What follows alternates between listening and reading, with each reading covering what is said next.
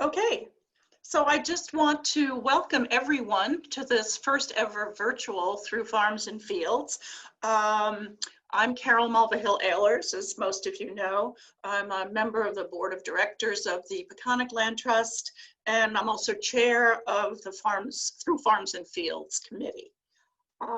We're really sad about having to do a virtual event, but we hope everybody is safe, and we really look forward to the world turning into a more normal place again soon, so that we can do this again for real under a big tent next year. Thanks so much I know Sunday afternoons are busy times, especially in August. So thanks for joining us. And this program is going to take about 45 minutes. We have some talking and we have some videos.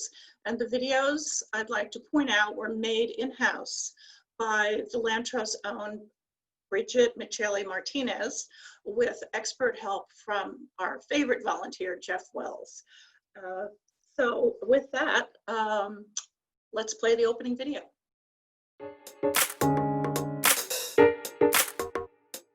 20 pounds of tomatoes off one plant. It's magic. I like the challenge that comes with farming each year. I don't mind working a lot of hours, but here I get to do something that matters. Farming is important for everyone because it's how we get our food. The Land Trust acted very quickly, actually, and the next day I got a call and said, yes, we would be willing to sell you that land.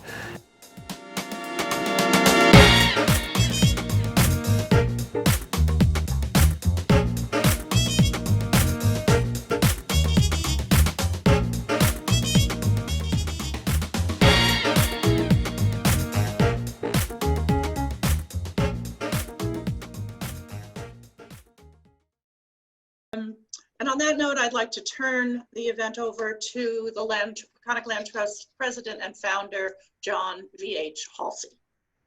Well, thank you, everyone. Thank you, Carol, for all your work on our board and for chairing this event. And thanks to the farmers you just saw in the opening video. They really represent the breadth of our Farms for the Future initiative, leasing land as far west as Brentwood at the Sisters of St. Joseph, Prudence, the real boss of Dan Heston, recipient among many other farms of an Ag Capital grant, Brendan McMullen, who's a former advanced apprentice at Quail Hill Farm and now is our Quail Hill Farm manager, Abby Wisnowski, who is, well, she's the next generation of a multi-generational farm family, the Wisnowskis, and her family is renting land from us at our Hayground Preserve.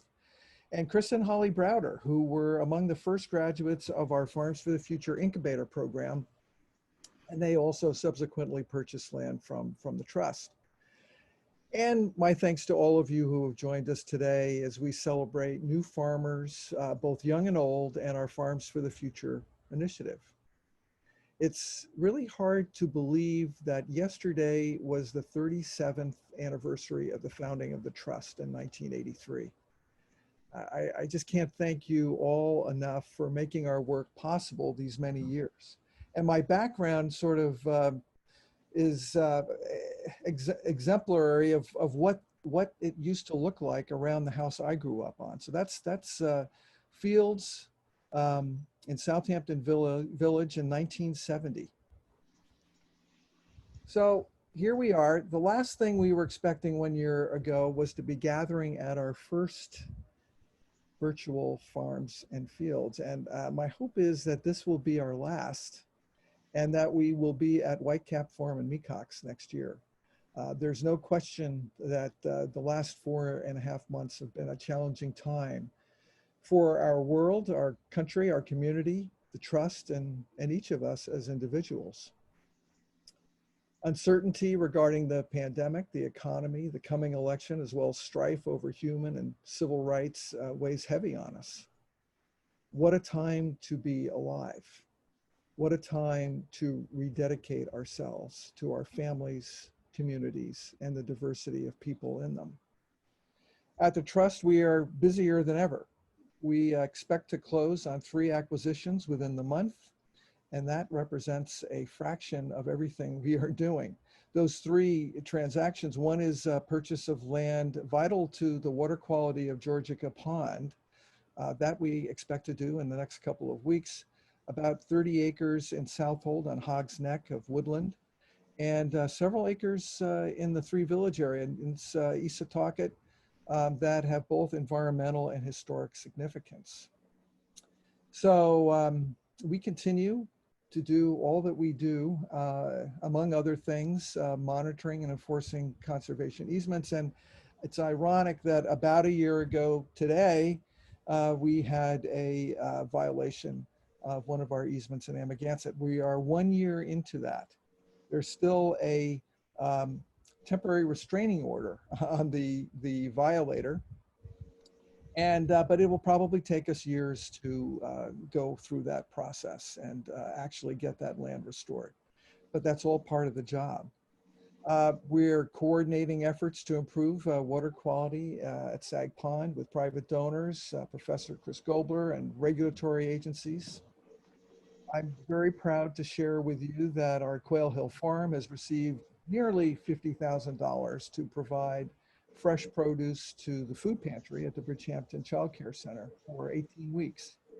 The number of people in need has quadrupled during the pandemic. So we're hopeful that this will be replicated in future years, and even possibly extending it into the fall. We continue to work with the Shinnecock Nation on the protection of burial sites in the Shinnecock Hills, as well as the reburial of their ancestral remains. A big challenge for the Trust during the pandemic has really been the shift to working from home. But we have adapted to this new reality. Many of us will continue to work remotely as our personal and community circumstances dictate. Nonetheless, we continue to do our work because of our connection to the land around us, the community of which we are a part, and the places and people that we love. We strive to be an organization that is relevant to everyone in our community, and as a board and staff, we will be embarking on training around diversity, equity, and inclusion to better serve and represent everyone in our community. Needless to say, there is a lot on our plate.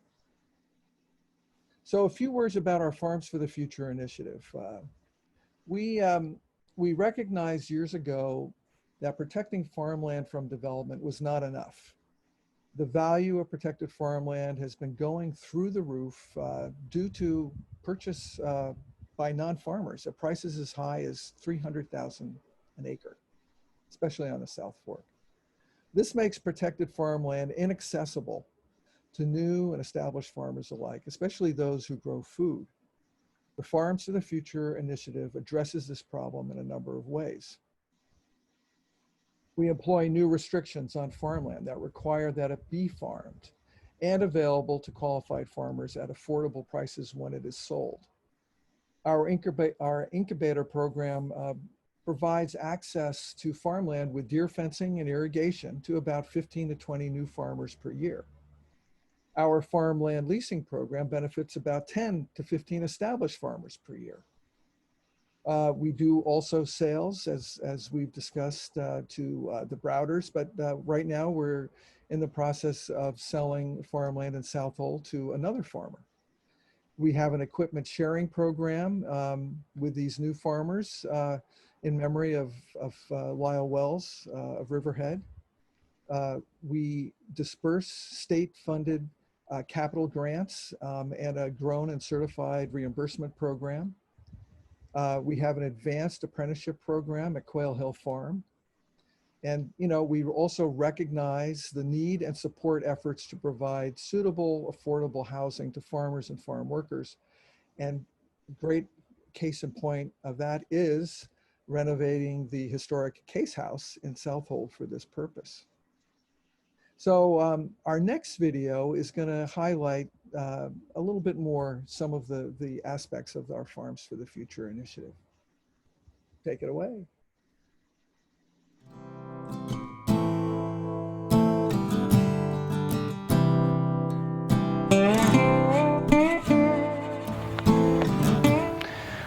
to Peconic Land Trust Agricultural Center. So the Farms of the Future program really was formalized right here at the Charnews Farm. What we did was we saw a need to have affordable farmland to get new people started farming. Not necessarily young people, but mostly just new people. To get started farming, I knew this from my own experience, that it's very hard to get the infrastructure set up. We lease land to both beginner and established farmers. And so we're able to provide some land to these farmers who are looking to expand and grow their business and even pass it on to the next generation. I think we have 7 different farm operations on about 16 acres here. Hi, I'm Rachel Stevens, and this is Sweet Woodland Farm. I grow culinary and medicinal herbs here at Charnews Farm. So I went ahead and I applied for leasing the farmland here at Charnews. And I was glad that I was accepted into the program. We make the beds and the rows one time, and we add layers of compost and straw mulch. So we are preserving the soil. With the program, you obviously get the infrastructure, but you also get mentoring only if you want it. So any questions the new farmers have, we'll find the answer. If I don't know the answer, then I'll find somebody that does know the answer. And it gives them the opportunity to perfect these ideas and to experiment with new types of growing, new techniques. And it allows them to do that and fully establish their business plan and their operation, and then they can eventually grow into a larger piece of property that would allow them to have a sustainable operation in the future.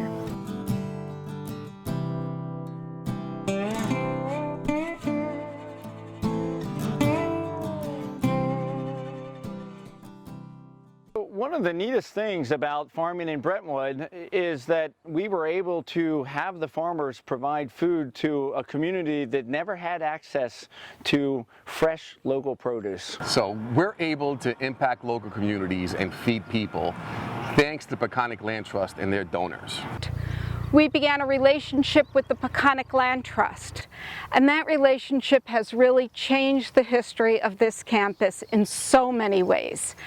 I'm Ernie Harrington. I run the Red Fox Farm at the Sisters of St. Joseph here. 3 years ago I got invited to do an acre of farming. There really is no escape, and you got to dig in. It's like a whole community now around us and supporting us, and me kind of sharing it with everybody.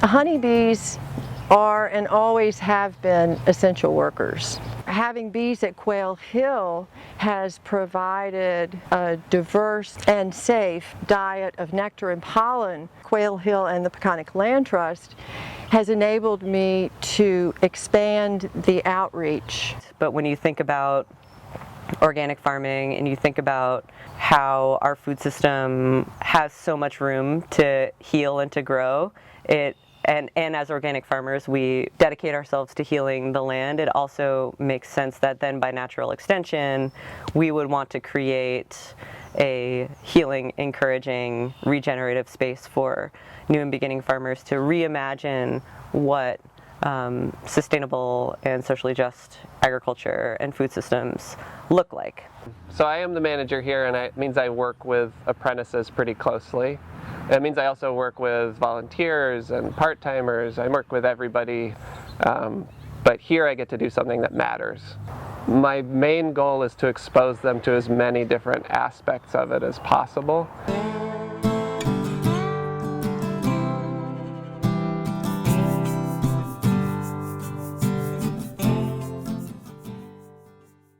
Hi, my name is Karen Rivara. I'm a member of the Noank Aquaculture Cooperative, and we grow Peconic pearl oysters, shindig oysters, and Little Creek oysters here at the Shellfisher Preserve in Southold. The Shellfisher Preserve was formerly owned by the Plock family as part of their Shelter Island oyster farm, and in 1996 they donated 14 acres to the Peconic Land Trust. So that acreage contains the original aquaculture buildings, which we still use for shellfish cultivation.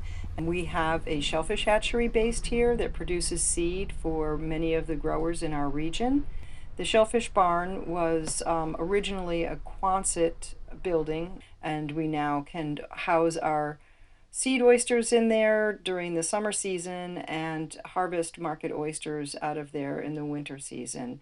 So we're very appreciative of the opportunity the Peconic Land Trust has given us, and we look forward to a bright future thanks to being able to access the property here at Shellfisher Preserve.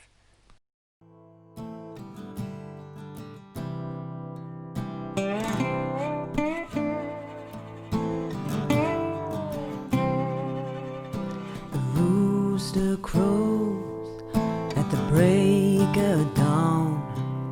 I stumble to the kitchen, put a pot of coffee on.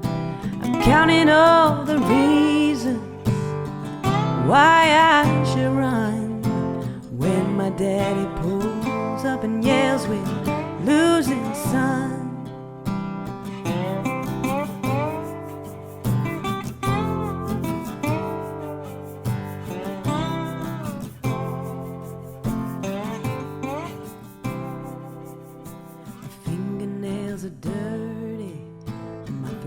Getting dry.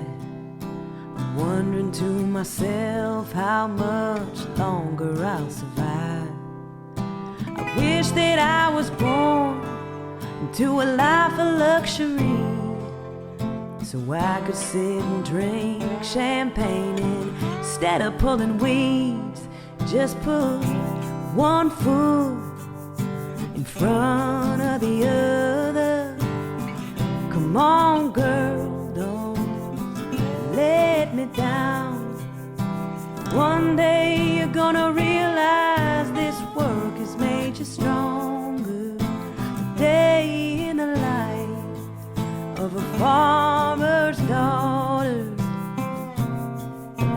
Ain't no room for crying, ain't got no time for tears. Suck it up, you're doing fine. Ain't nothing to fear. Just put one foot in front of the other. Come on, girl, don't let me down. One day you're gonna realize this work has made you stronger. A day in the life of a farmer's daughter. One day you're gonna realize this work has made you stronger. A day in the life of a farmer's daughter. Thank you, everyone. We can't thank you enough for taking part today and celebrating what we do. And I'd just like to thank one more time some of our friends who have made gifts and contributions this year. We'd like to especially point out our land stewards, Amanda and Donald Mullen. Also our benefactors, Avalon Nature Preserve, BNB Bank, and Bridge Abstract. And I might add that these are not just one-year supporters. They have been with us for many years. We can't thank them enough. We also have patron sponsors, Len and Ruth Benowich, John and Candace Crawley, Peter Talty, and Linda Stabler-Talty. And then we have our committee. I can't thank the group for gathering. We had a lot of fun. We had to really invent a whole new event for this year. And it took a lot of meetings and a lot of time. And we also had a lot of fun. So very great thanks to Patty Orban, Hatsy Drescher, Nancy Gohl, Michael Daly, Judy Sainer, and of course, Jeffrey Wells. The Trust work is not possible without you. And we are so looking forward to seeing you next year. We hope to be back at Whitecap Farm in Watermill. And on that note, I think I'll turn it over to John for a closing special toast. Okay. I did want to make note of the fact that we have one of our past honorees on the Zoom celebration today, and that's Senator Ken LaValle. And I just want to again thank Ken for his many, many years of service to all of us on the East End.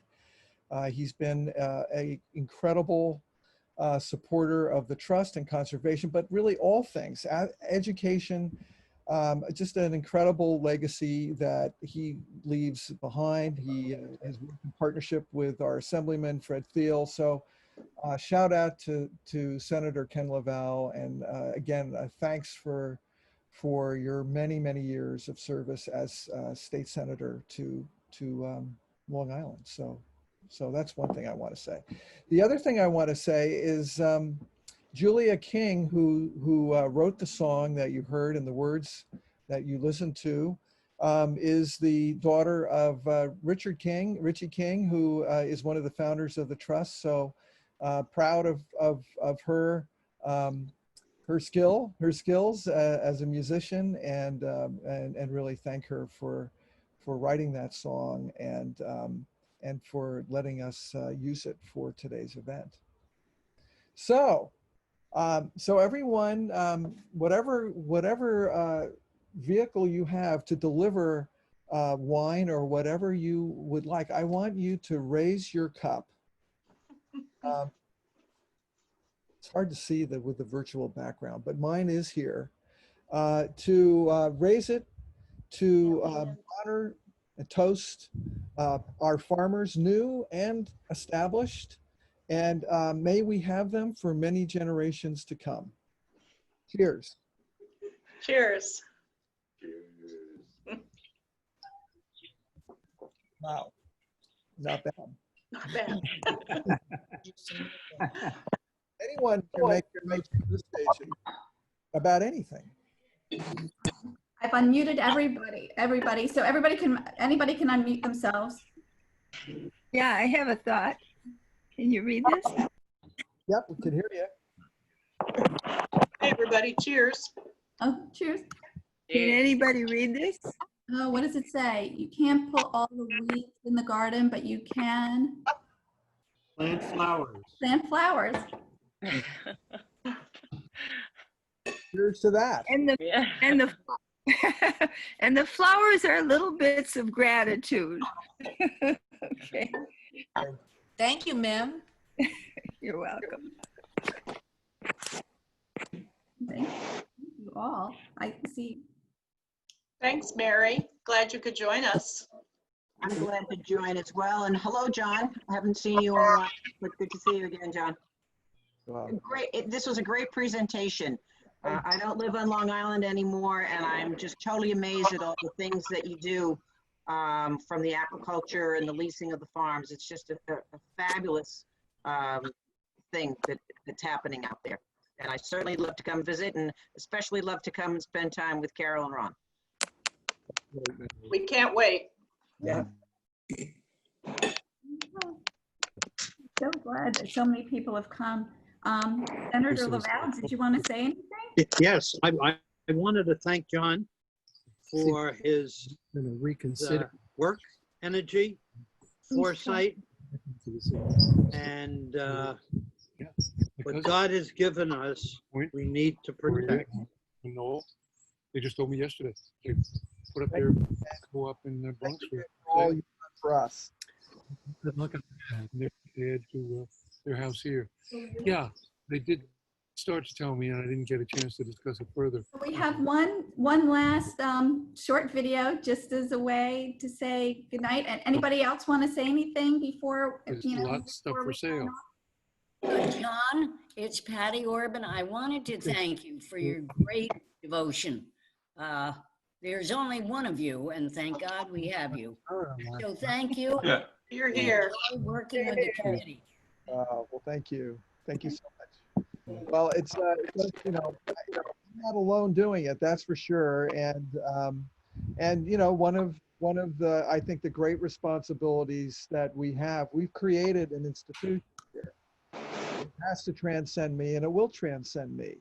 And so that's, another aspect of my responsibilities is to ensure that we invest in people who are working for the trust and that they will be the future.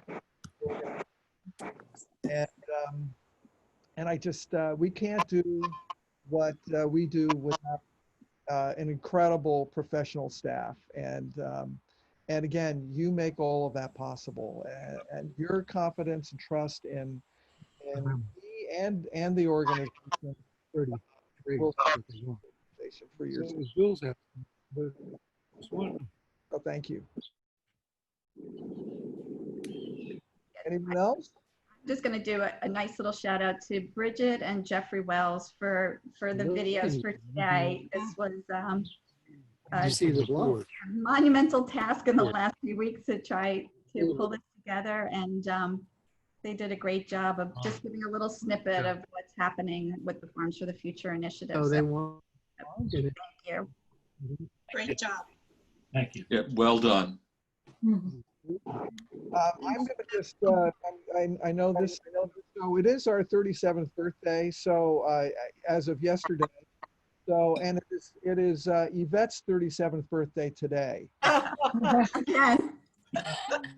So a toast to the trust and a toast to Yvette for having her birthday coincide with the birth of the trust. Right. Here, here. Yay. Cheers. Happy birthday, Yvette. Happy birthday. Yeah. Love having Farms and Fields on my birthday. It just seems like a big party. It is. So with So that, once again, thanks. And Well done, John. hey Ed, do you want to say something as our board chair? Yeah, I mean, thanks everybody for being, for being there for us during this time. As John has indicated, a lot is still going on.